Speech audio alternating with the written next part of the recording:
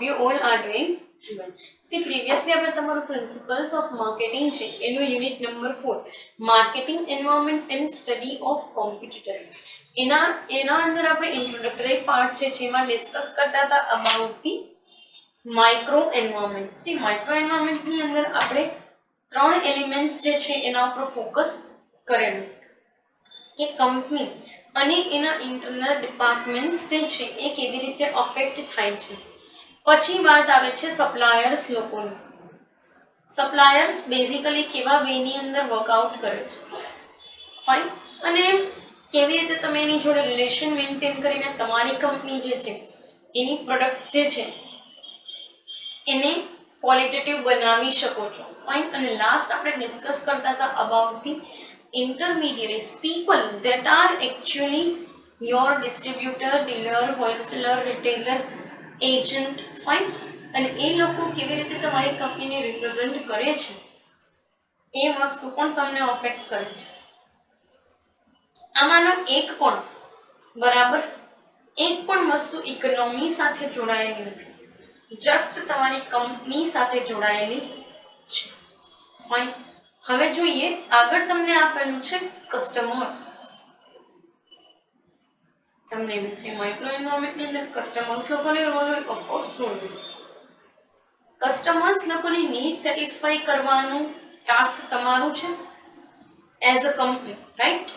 હવે તમે as a company કેવી રીતે એ લોકોની નીડ સેટિસ્ફાઈ કરી શકો છો કે પછી કેવી રીતે એવી પ્રોડક્ટ બનાવી શકો છો કે જે બેઝિકલી એ લોકોને એની પ્રોબ્લેમ જે છે એનું સોલ્યુશન આપે, કે એ લોકોની નીડ જે છે એને ફૂલફિલમેન્ટ આપે, ફાઇન.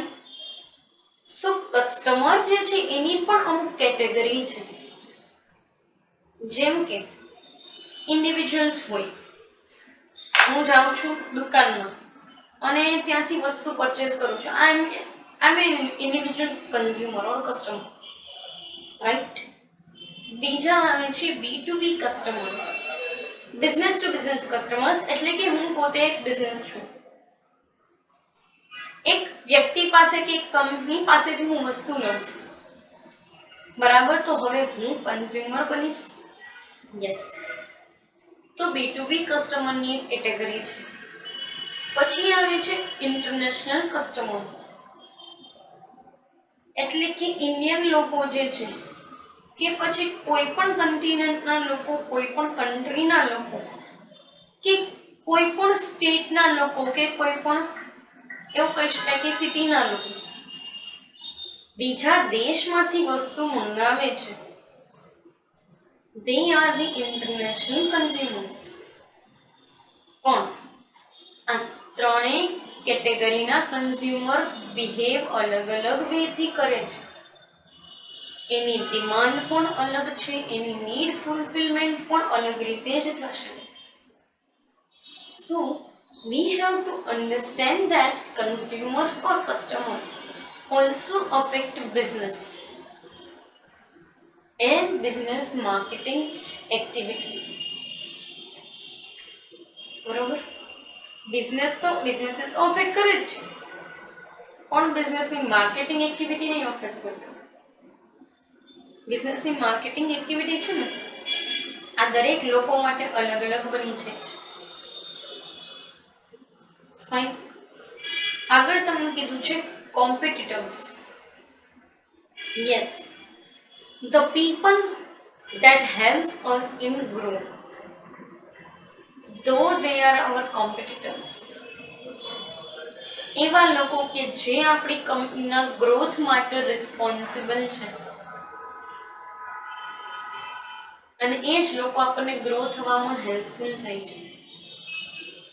કેવી રીતે? તો કે આજે તમારો કોમ્પિટિટર જે છે એ તમારા કરતાં વધારે સ્પીડમાં કન્ઝ્યુમરની નીડ સેટિસ્ફાઈ થાય એવું ઈચ્છે છે, યસ ઓર? તમારી પહેલાં ચૂઝ થવાનું જે છે એ એની ટ્રાય હોય છે કે લોકો તમારી પ્રોડક્ટ પહેલાં એની પ્રોડક્ટને ચૂઝ કરે. તમારા કરતાં એની ક્વોલિટી સારી હોય, તમારી પ્રોડક્ટ કરતાં એનું પેકેજિંગ સારું હોય, તમારી પ્રોડક્ટ કરતાં એ લોકોની ડિલિવરીની સિસ્ટમ સારી બની, તમારી પ્રોડક્ટ કરતાં સારી માર્કેટ રીચનેસ આવું કોમ્પિટિટર ઈચ્છે છે. પણ તમે એક કોમ્પિટિટર જે છે એમાંથી કંઈક શીખીને એના કરતાં યુનિકલી કન્ઝ્યુમર્સને સર્વ કરો છો, તો it will be the reason for your company's growth. Yes or no? તો એ તમારી કંપનીના ગ્રોથ માટે રિસ્પોન્સિબલ વસ્તુ રહેશે. ફાઇન. સી, બીજો એક આસ્પેક્ટ એ પણ છે કોમ્પિટિટર્સની અંદર કે તમે જ્યારે તમારા કોમ્પિટિટર કરતાં સારું સર્વ કરવાનો વિચારો છો, it means you are giving chance to your own company to develop new products, two grow old products, to take challenges to gain competitive advantage. Fine. So, these are the basic things that are going to affect your micro and your marketing activities. પાછું તમે એના જેવું marketing તો કરી નહીં શકો, એના કરતાં અલગ માર્કેટિંગ કરવું પડશે, એના કરતાં અલગ પ્રોડક્ટ એડવર્ટાઇઝમેન્ટ થવું જોઈએ, એના કરતાં અલગ પ્રમોશનલ એક્ટિવિટી જોશે. ફાઇન. સો એક પર્સપેક્ટિવ છે. પબ્લિક. લાસ્ટમાં તમને એક એલિમેન્ટ આપેલું છે, એ છે પબ્લિક. પબ્લિકની અંદર અલગ અલગ લોકો ઇન્વોલ્વ થાય છે, જે કંપની સાથે જોડાયેલા હોય છે. એમાં પહેલા છે ફાઇનાન્સ પીપલ. બરાબર? તમારા બેન્કર, તમારા વેન્ચર કેપિટલિસ્ટ, તમને લોન આપનાર કંપની, તમારા જે કહી શકાય કે શેર હોલ્ડર્સ, તમારા ડિબેન્ચર હોલ્ડર્સ, તમારા માટે fund raisers, financial institutions. These are your finance. દુનિયાની કોઈ કંપની એવી ન હોય કે જે સીધી જ 200-500 કરોડથી ચાલુ થઈ. ન. Companies grow gradually. ફાઇન. સો પબ્લિક એટલે કે ફાઇનાન્સ પીપલ તમને અફેક્ટ કરશે. શેર હોલ્ડર તમારી પાસેથી એક્સપેક્ટેશન રાખશે કે તમે તમારી કંપનીનું પરફોર્મન્સ થ્રુ એ લોકોને સારું રિટર્ન આપો. ડિવેન્ચર હોલ્ડર્સ ઇન્ટરેસ્ટની એક્સપેક્ટેશન રાખશે. લોન વાળા અથવા તો બેન્કર્સ લોકો છે એવું એક્સપેક્ટ કરશે કે તમે ટાઈમલી એના ઇન્સ્ટોલમેન્ટ્સ પે કરો. સો basically these are the competitors that are going to affect you, or these are the public people that are going to affect you. Finance people એ લોકો છે કે જે તમારી સાથે જોડાયેલા હશે, જે તમારી કંપનીના પરફોર્મન્સ ઉપર કન્ટિન્યુઅસ મોનિટર કરતા હશે. ફાઇન. આગળ તમને કીધું છે મીડિયા. એ લોકો કે જેને તમે તમારી કંપની જે છે ને એડવર્ટાઇઝમેન્ટ માટે ચૂઝ કરો છો.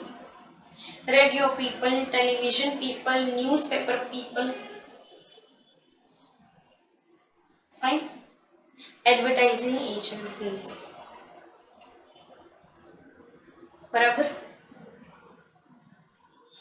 આ લોકો એવા છે કે જે તમારી કંપની અને તમારી કંપનીની પોઝિશનને હાઇલાઇટ કરશે, અને આ લોકો સાથે તમે જોડાઓ છો એડવર્ટાઇઝમેન્ટના પર્પઝથી. યસ ઓર નો? સો એ એક પર્સપેક્ટિવ આપેલો છે કે મીડિયા પીપલ જો તમારી કંપનીની પ્રોડક્ટને સારી રીતે પોઝિશન નથી કરતા માર્કેટની અંદર, તો you will lose your position. Fine. આગળ તમને કીધેલું છે પબ્લિકની અંદર સિટીઝન ગ્રુપ્સ. દરેક કન્ટ્રી કે દરેક કન્ટ્રીના એન્વાયરમેન્ટની અંદર અમુક એવા લોકો હોય છે કે જે એસોસિએટ હોય કોઈ પણ પ્રકારની એક્ટિવિટીઝ સાથે. જેમ કે કોઈ પોલ્યુશન રિમૂવલમાં, કોઈ હોંકિંગ રિમૂવલની અંદર, કે કોઈ હોંકિંગ કંટ્રોલની અંદર કે કોઈ એન્વાયરમેન્ટના પર્પઝથી કે કોઈ લોકો સાઈફાઈ જે છે એક્ટિવિટીના પર્પઝથી જોડાયેલા હોય ક્યાંક ને ક્યાંક. કોઈ એનજીઓસ કોઈ અનાથો માટે કામ કરે છે, કોઈ વૃદ્ધાશ્રમ બનાવે છે, વૃદ્ધો માટે કામ કરે છે, કોઈ ક્લબ્સ ચલાવે છે, એવા ક્લબ કે જેની અંદર અમુક સારી સારી એક્ટિવિટીઝ થતી હોય, ઇન્સ્પાયરિંગ એક્ટિવિટીઝ થતી, સો એ લોકો પણ અફેક્ટ કરે છે કંપનીને. ફાઇન. આગળ તમને કીધું છે ઇન્ટરનલ પબ્લિક, તમારા બોર્ડ ઓફ ડિરેક્ટર્સ, તમારી કંપનીના મેનેજર્સ લોકો, તમારી કંપનીના એમ્પ્લોઈઝ લોકો. આ લોકો જ્યારે છે ને એવું કહી શકાય કે કંપનીના વિરોધમાં આવે ને તો કંપની ઓલરેડી પડી ભાંગે. તમે ઘણી વખત એવું જોયું હશે કે કંપનીની અંદર વર્કર્સ લોકો સ્ટ્રાઇક કરતા હોય, હડતાલ કરતા. શું કામ? જરૂર છે કંપનીની અમુક એક્ટિવિટીઝના લીધે. અને આવું કરવાથી કંપનીની ઇમ્પ્રેશન જે છે માર્કેટની અંદર ડાઉન થઈ જાય છે, જ્યારે તમારા ઇન્ટરનલ પીપલ તમારા અગેન્સ્ટમાં હોય ત્યારે. ફાઇન. સો એમ્પ્લોઈઝ લોકો સાથે સારા રિલેશન મેન્ટેન કરવા કે પછી તમારા જે કોઈ પણ મેનેજર્સ લોકો છે, બોર્ડ ઓફ ડિરેક્ટર્સના જે છે એ ડિસિશન્સ ફ્રૂટફુલ હોવા એ બહુ ઇમ્પોર્ટન્ટ વસ્તુ છે. વર્કર્સ એનું કામ ક્વોલિટેટિવલી કરે, મેનેજર્સ એની રિસ્પોન્સિબિલિટી સારી રીતે ફુલફિલ કરે. These are the needed things to make your organisation successful. Fine. કારણ કે આ લોકો તમારી કંપનીને હેન્ડલ કરે છે. ફાઇન. લાસ્ટમાં તમને કીધું છે જનરલ પબ્લિક. એ લોકો કે જે તમારા કન્ઝ્યુમર્સ પણ નથી, તમારા કોમ્પિટિટર્સ પણ નથી, તમારા એમ્પ્લોઈઝ પણ નથી, તમારા ઇન્ટરમીડિયરી પણ નથી, તમારા ફાઇનાન્સ પીપલ પણ નથી, બટ સ્ટીલ તમારી કંપની જે છે એની સાથે કોઈ બીજા પર્પઝથી જોડાયેલા છે. જનરલ પબ્લિક જે તમારા અત્યારે કન્ઝ્યુમર્સ નથી કે કસ્ટમર નથી, but if you do advertisement then they can be your target consumers, right? So these are the elements જે બેઝિકલી કંપનીને ઇન્ટરનલી અફેક્ટ કરે છે. ફાઇન. અથવા તો એવું કહી શકાય કંપની સાથે બહુ નજીકથી જોડાયેલા જે છે એ એલિમેન્ટ્સ છે કે એ લોકો છે. ફાઇન. સો પર્ટિક્યુલર આ સેશનની અંદર આપણે રિમેઇનિંગ 3 એલિમેન્ટ્સ કસ્ટમર્સ, કોમ્પિટિટર્સ, પબ્લિક એ ડિસ્કસ કર્યા. બરાબર. કમિંગ સેશનની અંદર આપણે માઇક્રો એન્વાયરમેન્ટ જે છે એવી જ રીતે મેક્રો એન્વાયરમેન્ટ ડિસ્કસ કરશું. પર્ટિક્યુલર આ સેશન માટે અહીંયા સુધી રાખીએ. Thank you so much.